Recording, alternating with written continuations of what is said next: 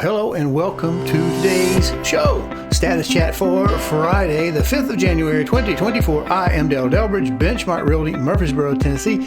Here we go. We've got a long one, got a lot of tabs open. We don't have to talk about any football today because football's over for the Big Orange and for Alabama. So we just really don't care about football anymore until next year. We'll see you then. So let's get started with today's show. If you like this content, please go to CallDelToSell.com, find the tab that says on YouTube, click it, and it'll open up a page of QR codes. There you can use a smartphone to scan and get to the YouTube page, or you can just mouse over and click it on a PC. There you'll be able to subscribe to this little button over here and click the notification bell so that YouTube will notify you when each Friday's blog has been uploaded. Thank you.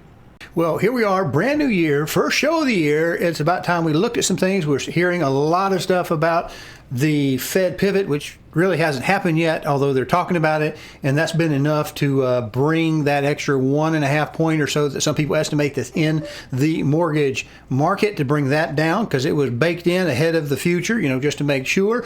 And when Fed kind of talked about, well, we might have to be changing some things, we might switch, that instantly started cooking that back out. They're going to try to get them some refis and some sales going on, and there's nothing wrong with that. Take advantage of that if you can. The problem I see is there are people that are going way out far over their skis saying that this is the big deal and we're going to be locked into buyers, bidding wars, and that sort of thing again, and we don't know that that's necessarily going to happen. We're looking at economy here in the last couple of weeks to see how those things shuffle out.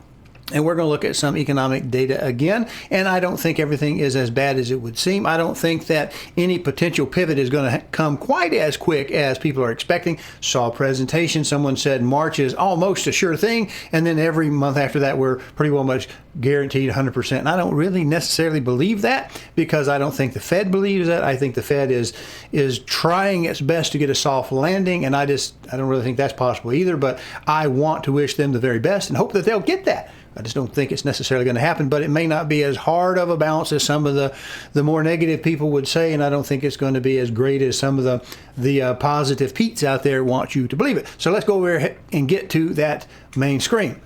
Here we have Fred, and I have several things on this. I think 6 different lines right here as we go through, and if you can see it on your screen, I've got a couple of things I want to bring up to you to show you where we're headed and what I believe is the issue that the Fed is wrestling with. If you remember from the previous, or maybe the penultimate to the previous status chat, we looked at the beige book and we were looking at some employment concerns coming in from the various banks, and it looks like that's what the Fed is looking at to try to maybe reel in or slow in a little bit of that quantitative tightening that they've been doing, although I don't think they want to do that too aggressively because that's going to affect inflation, and there is a possibility that we could get into stagflation. Inflation will run away, the unemployment will run away, and that'll be that bad thing. But I don't know that necessarily that's in our future, and I want to look at some things that say recession is definitely around the corner. The question is, will it hit first quarter or second quarter or third quarter, or can we really soften it as the committee has been trying to do? So let's look at this. This may look like some bad news, but we'll just look at it. Let's start with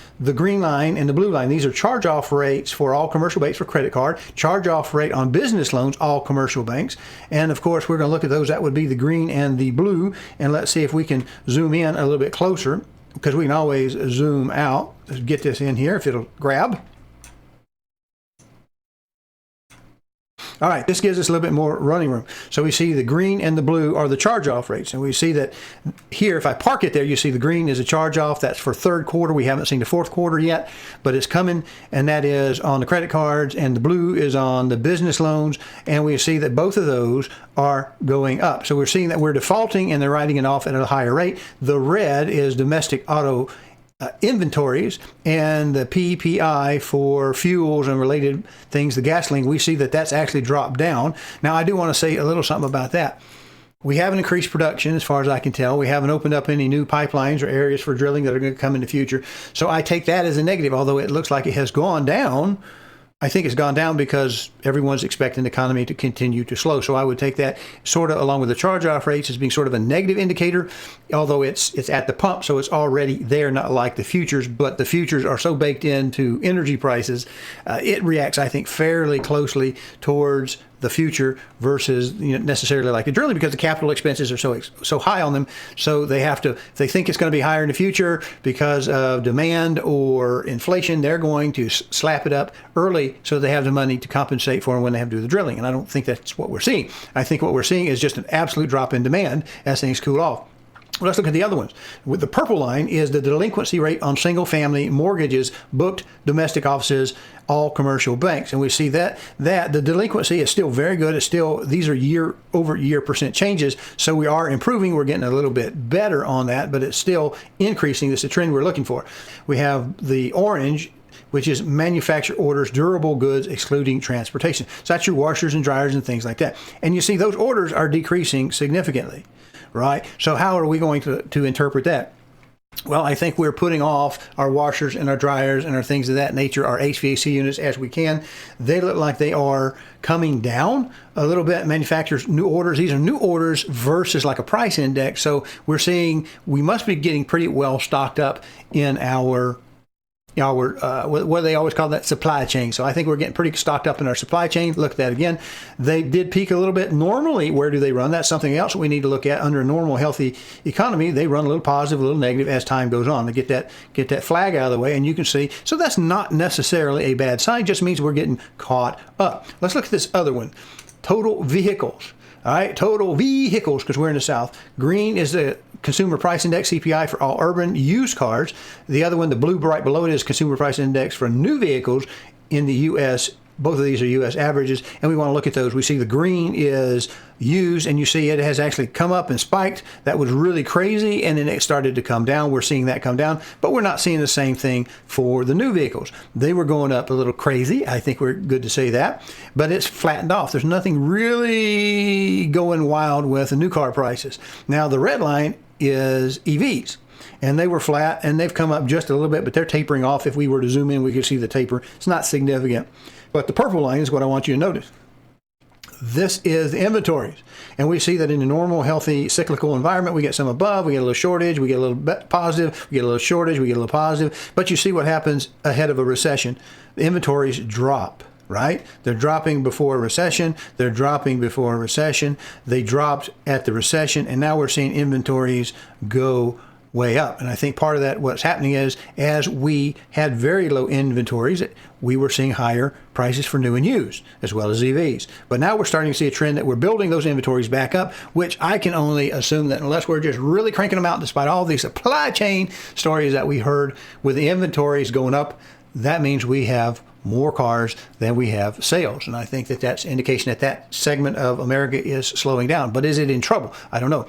Let's look at one of the things that the Fed spent a great deal of time in the Beige Book warning us about, is that the employment market is softening.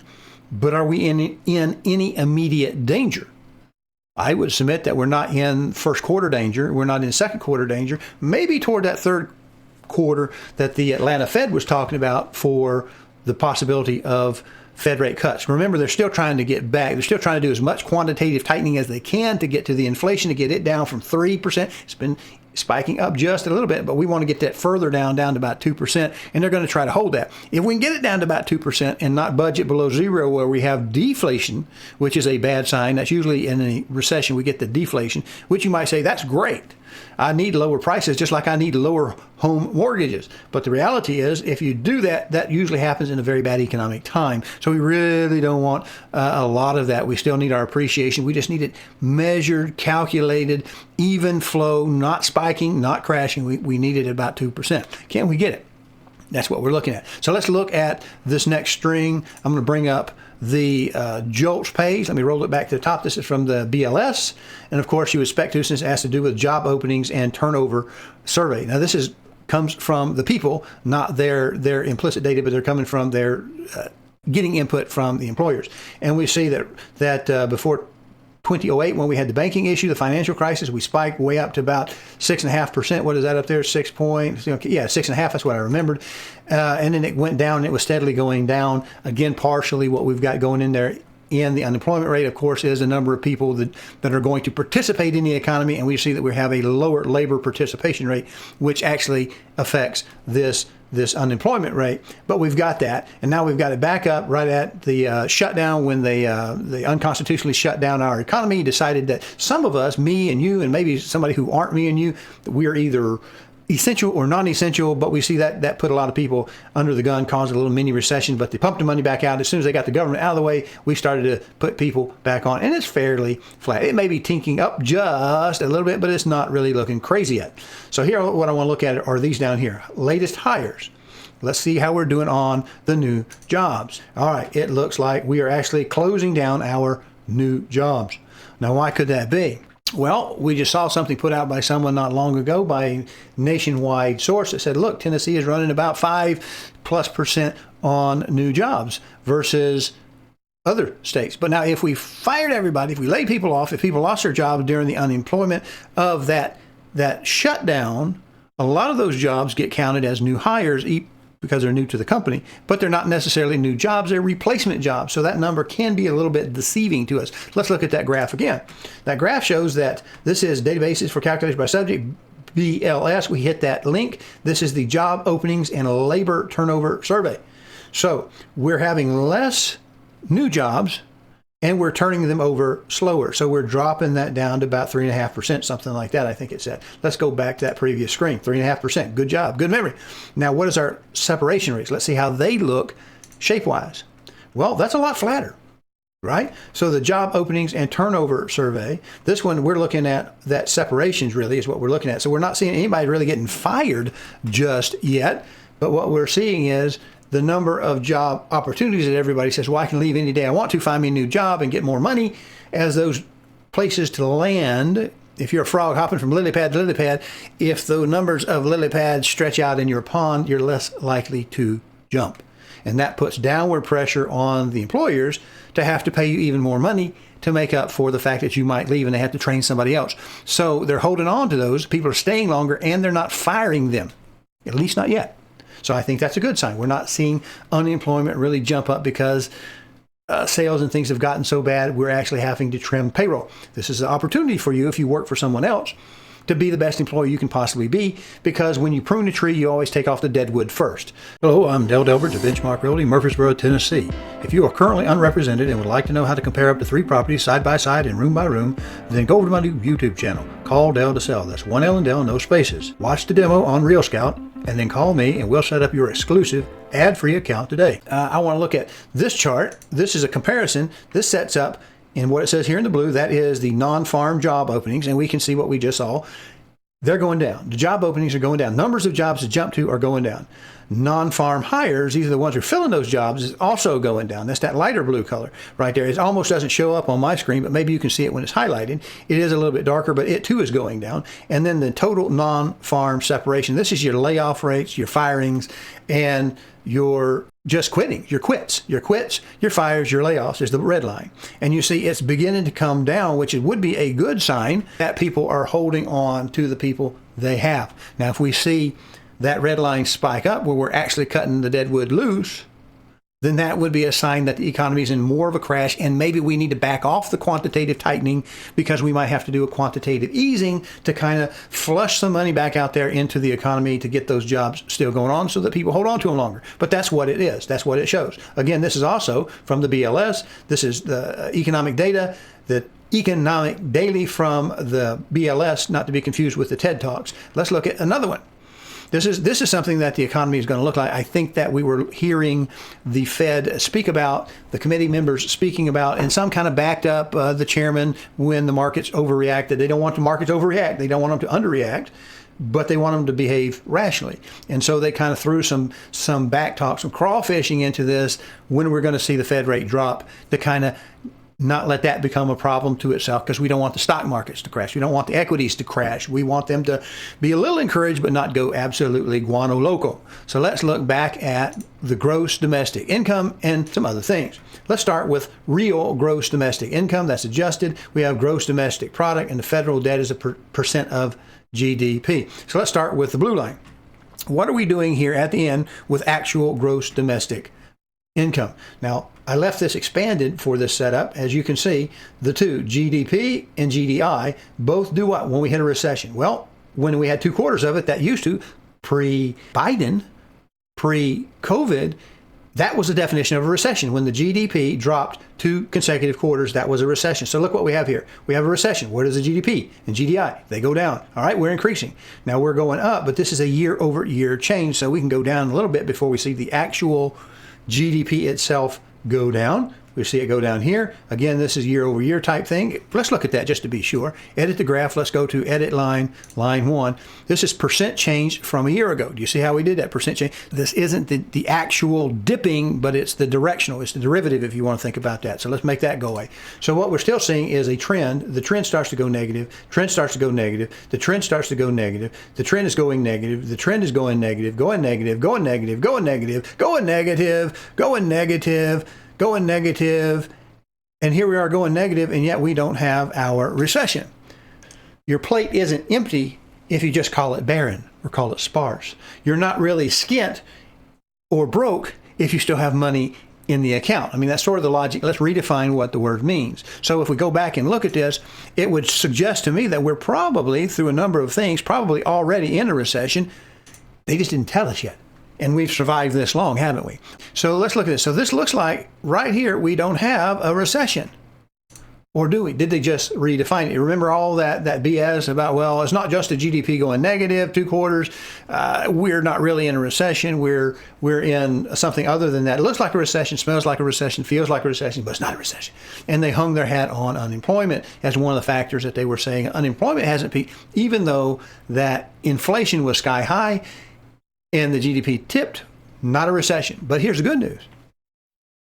If you are in reality, are you really hungry if your plate is empty, or if your plate is sparsely populated, or you're eating inferior goods? Are you still going hungry per se versus actually not having any food? They're trying to split some hairs here, but we've gotten through it over the last 2 years. So we're doing pretty good, I think, even though we are probably in a recession, or some might call it a soft recession. But we can definitely look at those trends again. We've come down, and yet the government hasn't issued that as now being a recession because they redefined it. Still feels about the same. We still see GDP dropping, the rate of growth dropping, and we still see domestic income dropping down. But what do we see behind it, which is not updated, the last date of the federal debt as a percent of gross domestic product? Look where that's anchored at. That's in 22, right? Q1 of 22. Now, why wouldn't our federal system want to show us what the amount of debt is per the GDP since the first of year before last? Why don't they want to show it? I suspect it has really skyrocketed. They just kind of don't want the public to panic, because economics is as much about as emotion as it does about anything else. So let's look at some possible good news we want to look at. All right, here we have Fred. Again, this is from St. Louis. This is still the government. We have the red line is Case Shiller, but that's New York. We have real residential property increases for all of the United States, housing inventory, pending and listings, and of course commercial real estate prices in the U.S. Q3 of 2016 is the benchmark. We have delinquency rate on commercial real estate, excluding farmlands, book domestic offices, whatever. So here I did want to take this back to 2008. And what do we see pre-2008? Well, we see the delinquency rate on commercial real estate skyrocket. And it started to turn around significantly before. Now, where are we here? This is 2007. So we've got a good year before we really see the January 2008, before we really hit the official recession. And it went up through that. But down on this end where we are, we're not seeing that particular metric being ugly. So we hear a lot in the news about the commercial real estate sector not doing as well, but they're still doing fairly well. They're just not pumping the money out hand over fist, and they're slowing down a little bit. We have vacancy rates going up. There are a lot of other things that we would say, but they're still making the loans. So hopefully we're not going to have a big financial crisis in the first quarter or second quarter or third quarter. Let's just hope we don't see a banking issue all through 2024. Let's get back to that graph. All right, so we see the housing property, the red line, is still going up for New York. If I get rid of the delinquency rate, we can get a better picture. So let's go ahead and kill that off. That should be line 5, delinquency rate. Let's delete that so that we'll have a better squaring up of our data. See, it looks a little bit better. Now here we are. Our housing prices in New York are going up. Our housing index for all of the United States looks like it hasn't tanked. I want to say that again on the big screen. It hasn't tanked yet. The index is still fairly straightforward right across. Don't really see any super scary signs there. That's a good sign that we're fairly stable. Now, the green is a housing inventory pending count in the United States. And again, that's based upon that 2016 level. And we see that our pendings are, in fact, trailing down a little bit. So that's a suggestion that we are slowing, but it's not terrible. Look at how we've been in the past. When we weren't in a demanding recession type of period, we see a cyclical rate. Looks kind of like it's a cyclical rate. Right? We see right after the shutdown, we saw low inventories, which led to high pendings. And they jumped up a little bit for a while, but they're coming off of that. They're just easing down. They're resetting. I wouldn't get all that afraid of that right there. Again, I think our housing market is relatively safe right now, as long as we don't have the bad word, the unemployment, kick in. That could be a real problem. So what is the purple line? Commercial real estate prices for $2016, and we see that right after, what were we doing after COVID? They shot way the heck up. Okay, they've been there before, and they've come down year over year, but that's all right. That's just a big change. They just corrected. So again, not seeing anything overtly scary there. So what else do we want to look at? This is from the Fed of Atlanta. That's, I believe, where we saw some softening of the employment and softening of more retention, but we don't look too terribly bad. So this is the bank that brings that up. I'm going to slide this up to this level. This is the Home Ownership Affordability Monitor. This is kind of like the Case Shiller, except it's done a little bit different.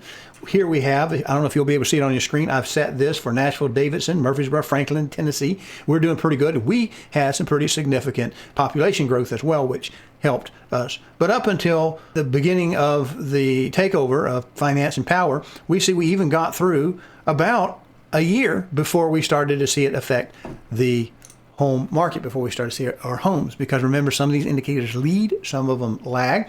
When we print a bunch of money, usually that's a quantitative easing. It takes a while to see that effect kick in. And if we do a quantitative tightening, it takes a while for that to kick in. And I think therein lies your federal government, your Fed, trying to do what little bit of power it has, and it doesn't have a whole lot. You give it more credit than it actually deserves. But they're trying, because of the lag effect, they're hoping that we're not going to see the unemployment kick in 2024. Let's hope that's true. I certainly do. And you see what happened, what everybody fussed about, is when we hit about 2021 is when we started to see, we'd already started to see the home prices go up, but now we started to see the cost of money go up as the Fed started to do the quantitative tightening. But we're pretty well much back where we used to be. Right? Even though we have seen some increases or decreases in loan rates. Well, here we're still at a median income of $76,000 nationally. And we have, if we can get it up here, the orange, we see that we're doing a little better in our area at 79,000, right? 79 to 76. So we've got a little better income in our area. And of course, that leads to higher priced homes, doesn't it? So at its peak, right here, we see that the income was 75. We're now at 79. So we've increased our income, but our prices are pretty stable. So when we look at it, let's look at the price up here.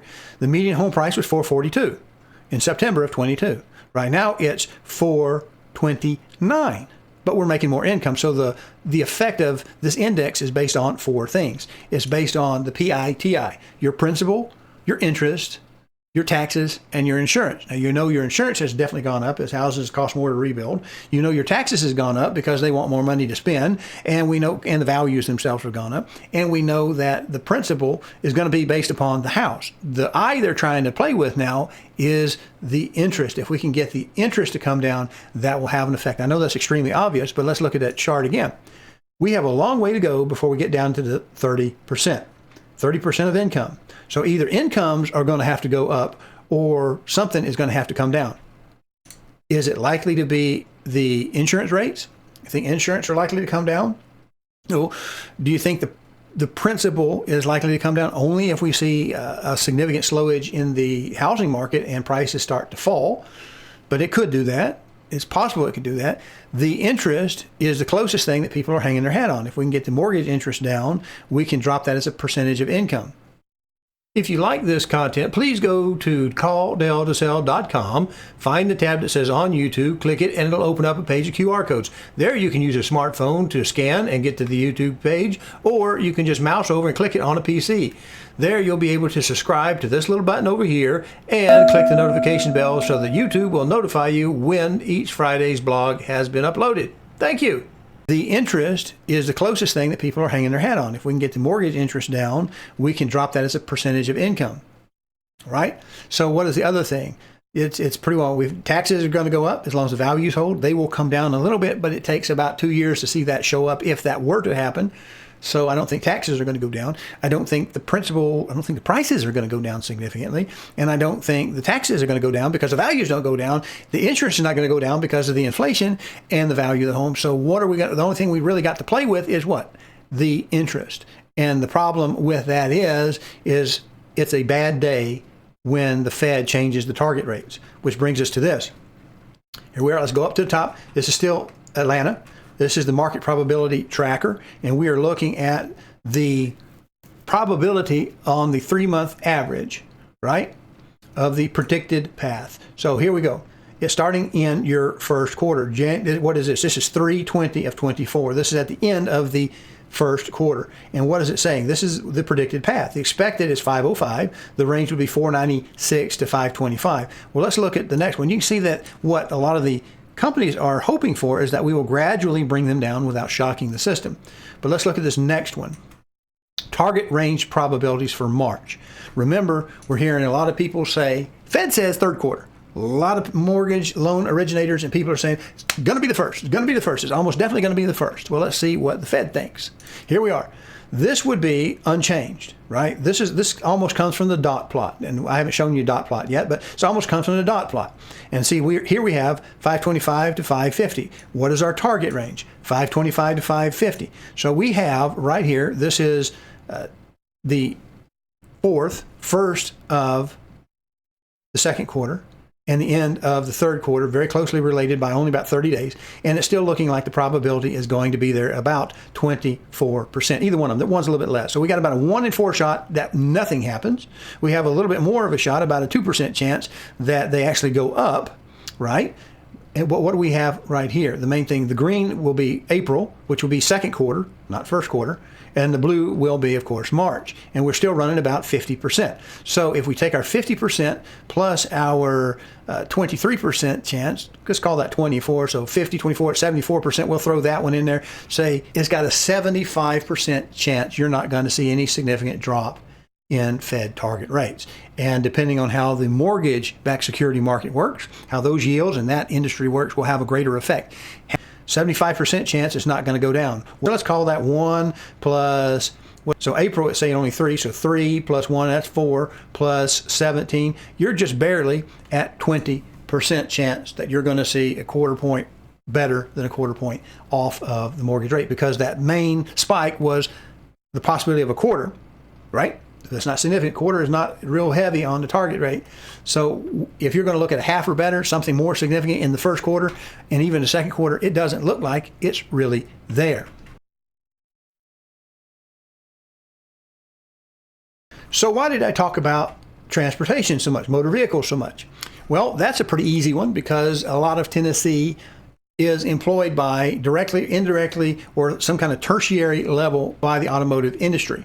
And the reason I showed you this particular chart was to tie it in with the Fed rate long distance by tying it to unemployment in the near half of the year, the front half of the year. Well, it does look like we're seeing inventories go up. We know that. They're sitting on a lot longer, right? So we're not having that buy it before it even comes off the truck thing. And we're seeing prices come down a little. We're seeing a little bit of negativity come in, bringing that craziness off of used car markets. And we're seeing that the new car market is really not wanting to judge it yet. It's tipping down a little bit. So if we go to that last little measurement from November, we haven't got December yet, it's down a little bit from October and September above that. So here's the threat. The threat is always going to be that unemployment that the chairman has talked about. They're wanting to tighten as much as they can humanly tighten without actually having to pivot to easing. And easing would be cutting some money loose, which is more than just target rates, but it fits in there. It's a little bit more than that when we get into the whole banking situation.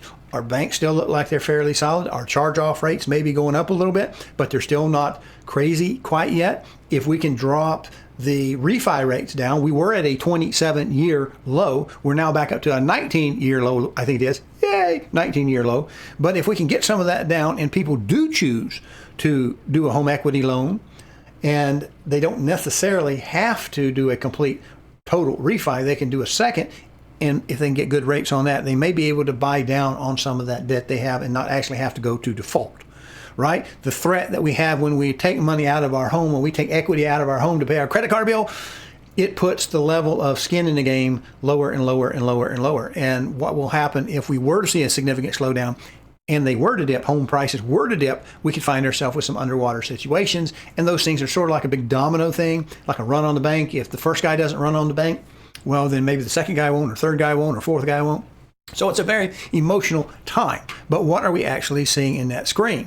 We're seeing prices holding. We're seeing inventories build up. We're going to have to see inventories build up before we cut the orders.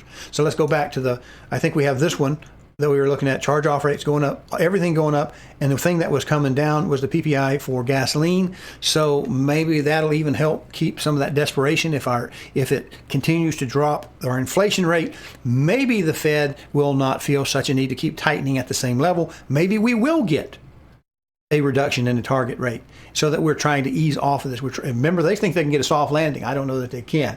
I think we're already in a recession. We're just hanging our hat, not calling it that because unemployment. And if we go back to the one combined chart, we see what? We see we haven't really had high unemployment yet. We were drifting up a little bit. In fact, we've come down as people have held on to their jobs, but we're not getting as much opening. Our openings are going down, our opportunities are going down, and of course, the non-farm hires, the hires are going down. So we're not firing people just yet. We're not hiring new people at a great deal. Both of those are kind of coming down a little bit. They're just taking those jobs off the market that were advertised, and that tells me that's a little bit of a leading effect because now companies are thinking, I don't need to fill that job. I'm going to have to settle in for a little bumpier ride. Let's go. But we haven't hit the big pothole yet.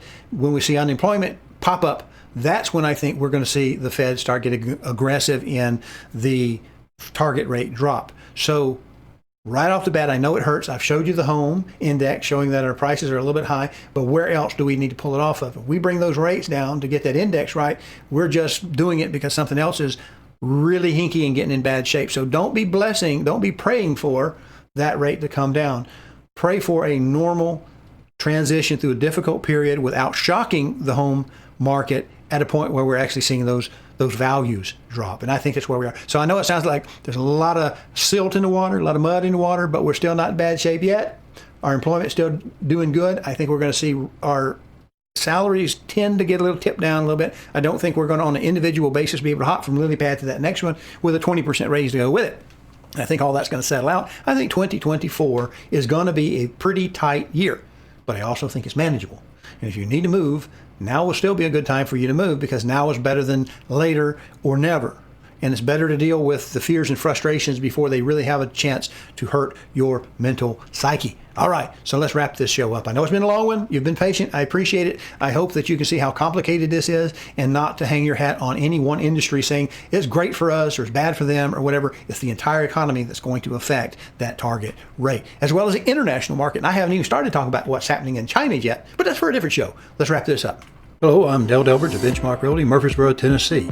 If you are currently unrepresented and would like to know how to compare up to 3 properties side by side and room by room, then go over to my new YouTube channel, CallDelToSell. That's 1 L and Del, no spaces. Watch the demo on Real Scout, and then call me and we'll set up your exclusive ad-free account today. All right, glad you didn't cut me off and you're still watching the show. These are just our weekly numbers that we always look at to kind of get an idea of the emotion in the housing industry, because it has the opportunities as well as the pendings, but still showing, or the closing still showing, still taking second offers, backup offers. These both relate together.